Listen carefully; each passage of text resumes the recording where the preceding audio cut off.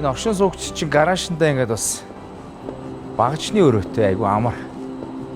Жишээл одоо тэгэл дугуй муугуу солих янз бүрийн юм өрөмдөх гинтийн одоо багаж энэ төр хэрэг болохоор бид нар оршин суугчдын нэгдсэн өрөөгөө ороод багажаа хэрэглэлчдийн их амар шүү дээ.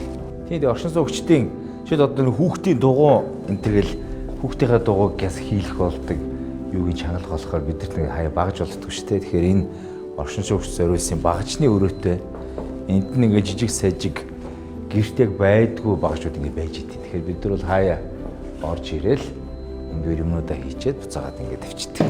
Ийм үргэлт энэ их амар.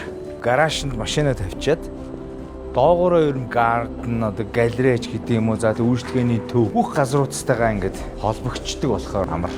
Анх орж байгаад энэ хэсгийг одоо юу болох гэж байгаа юм бол гэж их боддог гэсэн. Тэгсэн энэ 100 эндээсээ хөрхрээ гоож бол яг л одоо бүр гадаадд байгаа юм шиг. Дээрээс нас манай залуучууд энэгээр ингэж шорлог шаард юм билээ. Тэгээ энэ 100 найзуудтайгаа шорлог шаарж амжаагүй. Ирэх зунаас энэ гоё найзуудтайгаа цуглаж шорлог шаарж хөрхрээ харж сууя гэж бодчоо. Тэгэхээр энэ их гоё хэсэг.